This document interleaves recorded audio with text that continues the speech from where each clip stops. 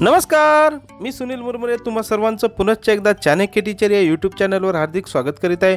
तर आज आपण चाचणी परीक्षा 1 वर्ग 10वा विषय आहे इतिहास व राज्यशास्त्र। ही चाचणी आपण उत्तरासहित अभ्यासणार आहोत। यासाठी गुण दिलेले आहेत 40 विद्यार्थ्यांना आणि वेळ आहे 2 तास। चॅनलवर नवीन असाल तर चॅनलला लगेच सबस्क्राइब करा, जेणेकरून जे शैक्षणिक अपडेट्स व शैक्षणिक व्हिडिओज अपलोड केल्यास सर्वप्रथम आपल्यापर्यंत पोहोचतील विद्यार्थ्यांनो। चला तर मग चाचणी सोडवण्यास सुरुवात करूया। प्रश्न पहिला अ, रिकाम्या जागी योग्य पर्याय लिहून विधाने पुन्हा लिहा। यामध्ये पहिला प्रश्न, इतिहासाची चिकित्सापूर्वक मांडणी करणाऱ्या संशोधकाला डॅश डॅश असे म्हणतात। यासाठी पर्याय आहेत अ, पुरातत्वज्ञ, ब, भाषाशास्त्रज्ञ, क, इतिहासकार आणि ड, समाजशास्त्रज्ञ। उत्तर आहे इतिहासकार। प्रश्न दुसरा, भाऊसाहेबांची बखर या बखरीत डॅश डॅश लढाईचे वर्णन आहे। यासाठी पर्याय आहेत रायगडच्या, दुसरा आहे प्लासीच्या, तिसरा आहे पानिपतच्या तिसऱ्या आणि चौथा आहे वसईच्या। तर याचं उत्तर आहे भाऊसाहेबांची बखर या बखरीत पानिपतच्या तिसऱ्या लढाईचे वर्णन आहे। पुढे चला, भारताचे राष्ट्रीय अभिलेखागार डॅश डॅश येथे आहे। पर्याय आहेत अ, दिल्ली, ब, कोलकाता, क, मुंबई, ड, चेन्नई। याचं उत्तर आहे विद्यार्थ्यांनो अ, दिल्ली। पुढचा प्रश्न पहिला ब, पुढीलपैकी चुकीची जोडी ओळखून लिहा। यासाठी गुण दिलेले आहेत विद्यार्थ्यांनो 3 येथे। तर चला यामध्ये पहिला प्रश्न, तर येथे आपल्याला चुकीची जोडी ओळखायची आहे विद्यार्थ्यांनो। तर 1 नंबरला लाल किल्ला उदयपूर, 2 नंबरला जंतर मंतर जयपूर, 3 बृहदीश्वर मंदिर तंजावर, 4 कॅपिटल कॉम्प्लेक्स चंदीगड। तर येथे चुकीची जोडी आहे 1 लाल किल्ला उदयपूर। पुढची जोडी हेरोडोटस ग्रीस, सीमा द गोहा Germany, Michael फुको France, Renee Descartes France. तर यामधील चुकीची जोडी ओळखायची आहे विद्यार्थ्यांनो। तर यामधील चुकीची जोडी आहे सीमा द बोआ जर्मनी। पुढचा प्रश्न, हु वेअर द शूद्राज वंचिताचा इतिहास। 2 स्त्री पुरुष तुलना स्त्रीवादी लेखन। तिसरा आहे the Indian war of independence 1857 मार्क्सवादी। चौथा आहे जेम्स ग्रँड डफ वसाहतवादी इतिहास। तर येथे चुकीची जोडी आहे the Indian war of independence 1857 मार्क्सवादी इतिहास। चला तर मग पुढचा प्रश्न दुसरा अ, दिलेल्या सूचनेनुसार कृती करा कोणतेही 2। यासाठी गुण दिलेले आहेत 4 विद्यार्थ्यांना। यामध्ये पहिला प्रश्न, युरोपातील महत्त्वाचे विचारवंत। तर ही कृती आपल्याला इथे पूर्ण करायची आहे। 1 Rene Descartes, 2 George William Friedrich Hegel, 3 Voltaire, 4 Leopold von Ranke. चला तर मग पुढची कृती बघूया। राष्ट्रवादी इतिहासकार। याचं उत्तर अनंत सदाशिव आळतेकर, महादेव गोविंद रानडे, रामकृष्ण गोपाळ भांडारकर। तिसरा आहे विनायक दामोदर सावरकर, चौथा आहे विष्णू शास्त्री चिपळूणकर। भारतातील जागतिक सांस्कृतिक वारसा स्थळे। तर भारतातील जागतिक सांस्कृतिक वारसा स्थळे आपल्याला इथे सांगायची आहेत विद्यार्थ्यांनो। तर उत्तर आपल्याला असं देता येईल 1 अजिंठा व वेरूळ लेणी, दुसरा आहे खजुराहो येथील मंदिर, तिसरा आहे कोणार्कचे सूर्य मंदिर, चौथा आहे ताजमहल। चला तर मग पुढचा प्रश्न दुसरा ब, टिपा लिहा कोणतेही 2। यासाठी गुण दिलेले आहेत 4 विद्यार्थ्यांना। यामध्ये पहिला टिपा मायकेल फुको। याचं उत्तर मायकेल फुको हा 20व्या शतकात होऊन गेलेला प्रसिद्ध फ्रेंच इतिहासकार होता। त्याने आर्किओलॉजी ऑफ नॉलेज हा ग्रंथ लिहिला। त्याने इतिहासातील स्थित्यंतराचे स्पष्टीकरण देण्यावर भर दिला। पूर्वीच्या इतिहासकारांनी विचारात न घेतलेल्या मनोविकृती, वैद्यकशास्त्र, तुरुंग व्यवस्था यासारख्या विषयाचा त्याने इतिहासाच्या दृष्टिकोनातून विचार केला। दुसरा आहे अभिलेखागार। याचं उत्तर ऐतिहासिक दस्तऐवज ज्या ठिकाणी जतन करून ठेवलेले असतात त्या ठिकाणास अभिलेखागार असे म्हणतात.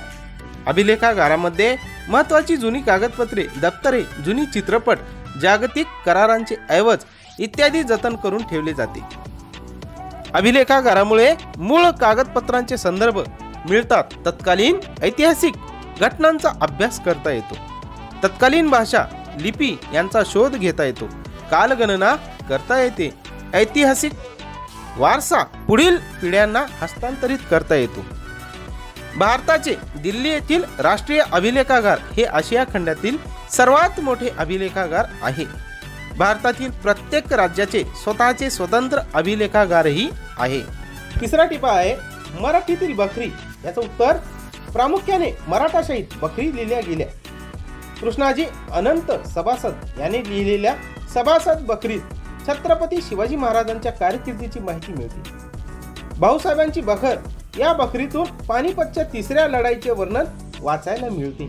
पानिपतची बखर अशी एक स्वतंत्र बखर ही पानिपतच्या लढाईवर आहे. होळकरांचे घराणे व त्यांचे मराठा सत्तेतील योगदान सांगणारी होळकरांची कैफियत ही एक बखर आहे. अशा रीतीने शूरवीरांच्या पराक्रमावर, लढायावर लिहिलेल्या अनेक बखरी ऐतिहासिक साहित्यात आढळून येतात. या बखरी इतिहास लेखनासाठी महत्त्वाची लिखित साधने आहेत. चला तर मग पुढचा प्रश्न तिसरा. पुढील विधाने सकारण स्पष्ट करा. कोणतेही 2 यासाठी गुण दिलेले आहेत 4 विद्यार्थ्यांना. तर चला यामध्ये पहिला प्रश्न. बखर हा ऐतिहासिक साहित्यातील महत्त्वाचा प्रकार आहे. याचं उत्तर ऐतिहासिक साहित्यात फारसी ग्रंथ, ताम्रपट, शिलालेख, कागदपत्रे, नाणी, प्रवास वर्णने इत्यादी साधनांबरोबर ऐतिहासिक बखरींचाही समावेश होतो. बखरीत शूर योद्धांचे गुणगान असते. ऐतिहासिक घडामोडी आणि युद्धांची वर्णने असतात. थोर पुरुषांची चरित्रे आणि त्या काळातील नगरांची वर्णने असतात. तत्कालीन सामाजिक, धार्मिक आणि आर्थिक जीवनाचे चित्र रंगवलेले असते. ही वर्णने इतिहास लेखनाला उपयुक्त ठरतात. म्हणून बखर हा ऐतिहासिक साहित्यातील महत्त्वाचा प्रकार आहे. चला तर मग पुढचा प्रश्न. जागतिक वारशाच्या पदास पात्र ठरणारी स्थळे, परंपरा यांची यादी युनेस्को द्वारा जाहीर केली जाते. याचं उत्तर पूर्वजांनी निर्माण केलेल्या कलाकृती, परंपरा हा आपला सांस्कृतिक वारसा असतो. त्याविषयी आपल्या मनात आपुलकी असते. हा वारसा पुढील मानवी पिढ्यांच्या हितासाठी जपणे व त्याचे संवर्धन होणे गरजेचे असते. काळाच्या ओघात हा ठेवा नामशेष होऊ नये आणि त्याचे जतन कसे करावे याच्या दिशादर्शक तत्वांच्या आधाराने जागतिक वारशाच्या पदास पात्र ठरणारी स्थळे व परंपरा यांची यादी युनेस्को या जागतिक संघटनेकडून जाहीर केली. पुढचा प्रश्न. स्त्रियांच्या आयुष्याशी निगडीत विविध पैलूवर विचार करणारे संशोधन सुरू झाले. याचं उत्तर इतिहास लेखनात पुरुष प्रधान दृष्टिकोनाचा प्रभाव होता. सीमा द बोवा या फ्रेंच विदुषीने इतिहास लेखनात स्त्रीवादी भूमिका मांडली. स्त्रीवादी इतिहास लेखनात स्त्रियांचा समावेश केला गेला. इतिहास लेखनाच्या क्षेत्रातील पुरुष प्रधान दृष्टिकोनाचा पुनर्विचार करण्यावर भर दिला. सीमा द बोहा यांच्या या स्त्रीवादी भूमिकेमुळे स्त्रियांशी संबंधित नोकरी, ट्रेड युनियन, स्त्रियांचे कौटुंबिक जीवन यांच्याशी निगडीत विविध पैलूवर विचार करणारे संशोधन सुरू झाले. पुढचा प्रश्न. प्रश्न चौथा. दिलेल्या उतार्याचे वाचन करून पुढील प्रश्नांची उत्तरे लिहा. यासाठी गुण दिलेले 4 विद्यार्थ्यांना. तर सर्वप्रथम आपण येथे उतारा वाचून घेऊया.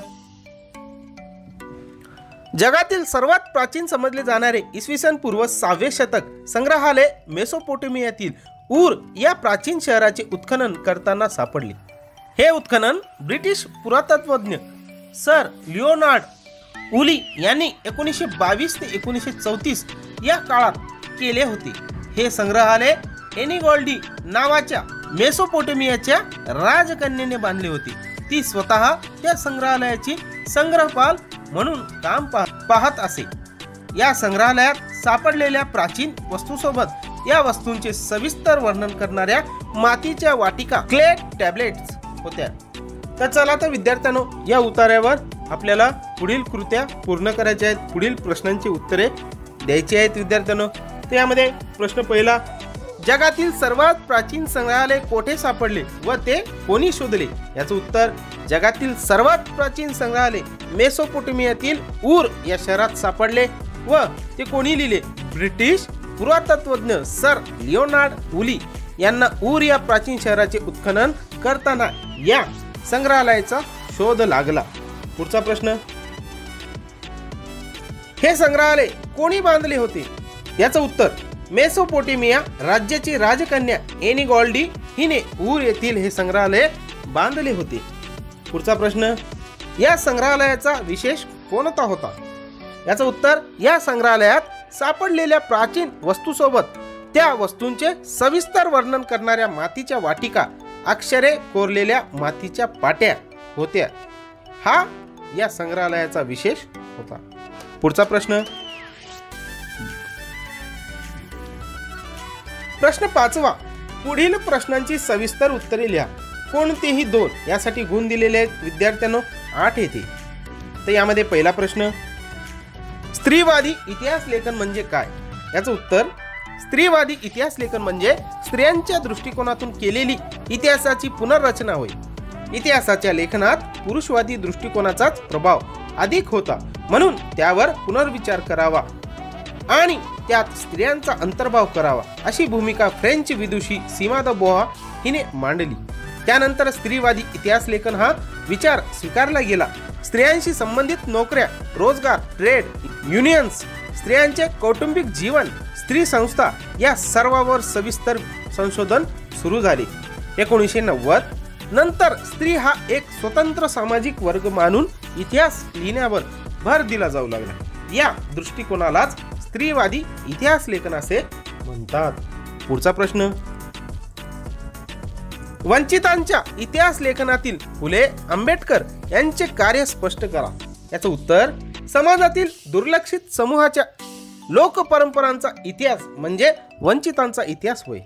या वंचितांच्या इतिहासाचा विचार 19व्या-20व्या शतकात महात्मा फुले व डॉक्टर आंबेडकर यांनी आपल्या लेखनात मांडला. गुलामगिरी या ग्रंथात महात्मा फुले यांनी समाजातील शूद्रांचा इतिहास नव्याने उलगडून दाखवला. धर्माच्या, जातीच्या आणि परंपरांच्या नावाखाली होणारे स्त्रियांचे आणि शूद्रांचे शोषण कसे होते हे दाखवून दिले. भारताच्या राजकीय व सांस्कृतिक जडणघडणीत महत्त्वाचा वाटा असूनही भारताच्या वसाहतवादी आणि राष्ट्रवादी इतिहास लेखनात त्याकडे दुर्लक्ष झाले हे डॉक्टर आंबेडकरांनी दाखवून दिले. त्यावरील अन्याय हाच विषय त्यांच्या सर्व लेखनाचा गाभा होता. हू वेअर द शूद्राज आणि द अनटचेबल्स हे त्यांचे 2 ग्रंथ वंचितांच्या इतिहासावरच आहेत. पुढचा प्रश्न, भारताच्या सांस्कृतिक वारशाचे जतन कोणाकडून केले जाते? याचं उत्तर, भारताला लाभलेल्या सांस्कृतिक वारशाचे जतन आणि संवर्धन वेगवेगळ्या पातळ्यावर केले जाते. प्रामुख्याने भारत सरकारचे पुरातत्व खाते हे जतनाचे कार्य करीत असते. प्रत्येक राज्याची पुरातत्व खातीही हे काम करीत असतात. INTACH Indian National Trust for Art and Culture Heritage ही स्वयंसेवी संस्था 1984 पासून हे काम करीत आहे. देशभरातील अनेक सामाजिक संस्था, स्थानिक शासन संस्था आणि इतिहासप्रेमी लोक सांस्कृतिक वारशाचे जतन करताना दिसतात. सांस्कृतिक आणि नैसर्गिक वारशाचे जतन करण्यात त्या त्या विषयातील जाणकार व तज्ञ तसेच स्थानिक लोक यांचेही सहकार्य होत असते.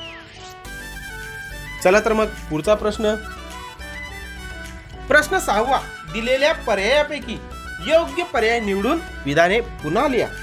पहिला आहे, महाराष्ट्रात स्थानिक शासन संस्थांमध्ये महिलांसाठी %, जागा राखीव ठेवण्यात आलेल्या आहेत. इथे पर्याय दिलेले आहेत: अ 25, ब 30, क 40 आणि ड 50. तर याचं उत्तर आहे ड 50. महाराष्ट्रात स्थानिक शासन संस्थांमध्ये महिलांसाठी 50% जागा राखीव ठेवण्यात आलेल्या आहेत. प्रश्न दुसरा, भारतात -- पद्धती अस्तित्वात आहेत.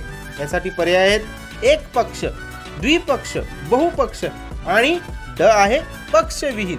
याचं उत्तर आहे भारतात बहुपक्ष पद्धती अस्तित्वात आहे. पुढचा प्रश्न, प्रश्न 7वा, पुढील विधाने चूक की बरोबर ते सकारण स्पष्ट करा. कोणतेही 2. यामध्ये पहिला प्रश्न आहे, निवडणूक आयोग निवडणुकीदरम्यान आचारसंहिता लागू करतो. याचं उत्तर आहे हे विधान बरोबर आहे, कारण त्यामुळे निवडणुका खुल्या वातावरणात व निष्पक्ष पद्धतीने घेता येतात. निवडणुकीच्या काळात गैरप्रकारांना आळा घालता येतो. धाकटपट्टा, दहशत यापासून सामान्य मतदाराला दिलासा मिळून तो मुक्तपणे मतदान करू शकतो. म्हणून निवडणूक आयोग निवडणुकी दरम्यान आचारसंहिता लागू करतो. पुढचा प्रश्न, माहितीच्या अधिकारामुळे शासनाच्या कारभारातील गोपनीयता वाढली आहे. याचं उत्तर हे विधान चूक आहे, कारण लोकशाही अधिक सुदृढ होण्यासाठी आणि नागरिक व शासन यांचा परस्परावरील विश्वास वाढण्यासाठी शासन काय करीत आहे हे नागरिकांना माहीत असणे आवश्यक असते. पारदर्शकता आणि उत्तरदायित्व ही चांगल्या शासनाची वैशिष्ट्ये या अधिकारामुळे प्रत्यक्षात येतात. शासनाचे व्यवहार अधिक खुले होण्यास या अधिकारामुळे मदत झाली. म्हणून माहितीच्या अधिकारामुळे शासनाच्या कारभारातील गोपनीयता कमी झाली आहे असं म्हणता येणार. पुढचा प्रश्न, संविधानाचे स्वरूप एखाद्या जिवंत दस्तऐवजाप्रमाणे असते. तर याचं उत्तर हे विधान बरोबर आहे, कारण संविधान हे लिखित स्वरूपात असले तरी ते ग्रंथात बंद झालेले नसून ते प्रवाही असते. संविधानात बदलत्या परिस्थितीनुसार बदल करण्याचा अधिकार संसदेला असतो. संविधानाच्या मूलभूत चौकटीला धक्का न लावता जनतेच्या इच्छा पूर्ण करण्यासाठी संसद असे बदल करू शकते. संविधानाच्या या प्रवाही गुणधर्मामुळेच त्याचे स्वरूप एखाद्या जिवंत दस्तऐवजाप्रमाणे असते. पुढचा प्रश्न, प्रश्न 8वा अ, पुढील संकल्पना स्पष्ट करा. कोणतेही 2. तर चला यामध्ये पहिला प्रश्न, सत्तेचे विकेंद्रीकरण. याचं उत्तर आहे देशाच्या सत्तेचे अनेक प्रकारे विभाजन होणे म्हणजेच सत्तेचे विकेंद्रीकरण होय. हुकुमशाही किंवा लष्करशाहीत सत्ता एका व्यक्तीच्या किंवा गटाच्या हाती केंद्रित झालेली असते. लोकशाही व्यवस्थेत मात्र सत्तेचे केंद्र शासन, राज्य शासन व स्थानिक शासन संस्था यात विभाजन होते. सत्तेचे विकेंद्रीकरण होणे हा लोकशाहीचा गाभा असतो. लोकशाही विकेंद्रीकरणामुळे सत्तेच्या गैरवापराला आळा बसतो. तसेच सामान्य जनतेला सत्तेत सहभागी होण्याची अधिक संधी मिळते आणि खरीखुरी लोकशाही प्रत्यक्षात येते. पुढचा प्रश्न, निवडणूक आयोग. याचं उत्तर लोकशाहीच्या यशस्वीतेसाठी ठराविक कालावधीत निवडणुकांची गरज असते. या निवडणुका खुल्या वातावरणात घेण्यासाठी स्वतंत्र यंत्रणा असावी. या विचाराने संविधानाने कलम 324 अन्वये भारतीय निवडणूक आयोगाची निर्मिती केली. या यंत्रणेत एक मुख्य आयुक्त व अन्य 2 निवडणूक आयुक्त असून त्यांची राष्ट्रपतींकडून नेमणूक होते. या 3ही आयुक्ताचा दर्जा व अधिकार समान असतात. निवडणुकीच्या तारखा जाहीर करण्यापासून निवडणुकांचे निकाल जाहीर करण्यापर्यंत निवडणुकीची सर्व प्रक्रिया निवडणूक आयोगाच्या नियंत्रणेखाली चालते. निवडणूक आयोगाकडे स्वतःचा स्वतंत्र कर्मचारी वर्ग नसतो. शासकीय अधिकारी, कर्मचारी, शिक्षक यांच्या मदतीने निवडणूक प्रक्रिया पार पाडली जाते. आयोगाच्या खर्चासाठी स्वतंत्र आर्थिक तरतूद केलेली असते. पुढचा प्रश्न, राजकीय पक्षांची मान्यता. याचं उत्तर भारतात बहुपक्ष पद्धती अस्तित्वात आहे. या राजकीय पक्षांना राष्ट्रीय व प्रादेशिक पक्ष म्हणून मान्यता देण्याचे अधिकार भारतीय निवडणूक आयोगाला आहेत. लोकसभा व विधानसभेतील मतदानाची टक्केवारी, निवडून आलेल्या पक्षाच्या प्रतिनिधींची संख्या यावर पक्ष मान्यता अवलंबून असते. या अटीमध्ये न बसलेल्या पक्षाची मान्यता रद्द करण्याचा अधिकारही निवडणूक आयोगाला असतो. आयोग मान्यता प्राप्त पक्षांना आणि अपक्ष उमेदवारांना निवडणूक चिन्ह देतो. सर्व राजकीय पक्षांना निवडणूक आयोगाची मान्यता घेणे आवश्यक असते. पुढचा प्रश्न, प्रश्न 8वा ब, दिलेल्या सूचनेनुसार कृती करा. कोणतेही 2. यामध्ये पहिला प्रश्न आहे लोकप्रतिनिधींची गुणवैशिष्ट्ये. तर याचं उत्तर 1 प्रामाणिक व चारित्र्यवान, 2 कार्यक्षम, 3 विश्वासू व नम्र, 4 आहे जनतेची कदर करणारा. चला तर मग पुढचा प्रश्न, महिलांच्या स्वातंत्र्यासाठी व विकासासाठी झालेले कायदे. याचं उत्तर वडिलांच्या व पतीच्या संपत्तीत महिलांना समान वाटा, लैंगिक अत्याचारापासून संरक्षण देणारा कायदा, हुंडा प्रतिबंधक कायदा, घरगुती हिंसाचार प्रतिबंधक कायदा. अशा पद्धतीने याचं उत्तर आपण देऊ शकतो विद्यार्थ्यांनो. पुढे मतदार याद्याबाबत निवडणूक आयोगाला करावी लागणारी कामे. याचं उत्तर मतदार याद्या तयार करणे, नव्या मतदारांचा मतदार यादीत समावेश करणे, मृत व स्थलांतरितांची नावे वगळणे, अद्ययावत मतदार याद्या प्रसिद्ध करणे. पुढचा प्रश्न. पुढील प्रश्नांची थोडक्यात उत्तरे लिहा. कोणतेही एक. यामध्ये प्रश्न आहे निवडणूक आयोगाची कार्ये स्पष्ट करा. याचं उत्तर निवडणूक आयोग पुढील कार्य करतो: मतदार याद्या तयार करण्याचे व त्या अद्ययावत करण्याचे काम करणे, निवडणुकांचे वेळापत्रक आणि निवडणुकीची प्रक्रिया यांचे नियोजन करणे, उमेदवारांच्या अर्जाची छाननी करणे, निवडणुका घेणे व त्यासंबंधीची सर्व कामे करणे, राजकीय पक्षांना मान्यता देणे वा मान्यता रद्द करणे, निवडणुकी संबंधातील सर्व वाद व तक्रारीचे निवारण करणे. चला तर मग पुढचा प्रश्न. मतदाराचे वय 21 वर्षावरून 18 वर्षे केल्यामुळे कोणते परिणाम झाले. याचं उत्तर भारतीय संविधानाने सर्व स्त्री पुरुष नागरिकांसाठी मतदानासाठीची वयोमर्यादा किमान 21 वर्षे पूर्ण अशी ठेवली होती. ही मर्यादा 18 वर्षे करण्यात आल्याने युवा वर्गाला राजकीय अधिकार लवकर प्राप्त झाले. आपले प्रतिनिधी कसे असावेत याबाबत निर्णय घेण्याचा अधिकार युवा वर्गाला मिळाला. यामुळे भारतीय लोकशाहीची व्याप्ती वाढून ती जगातील सर्वात मोठी लोकशाही बनली. या निर्णयामुळे भारतीय लोकशाही अधिक परिपक्व बनली. युवा वर्गाच्या राजकीय जाणीवा अधिक प्रगल्भ होण्यास मदत झाली. तर अशा पद्धतीने आज आपण येथे इयत्ता 10वी विषय इतिहास व राज्यशास्त्र चाचणी परीक्षा पहिली येथे पूर्ण अभ्यासलेली आहे विद्यार्थ्यांनो. धन्यवाद.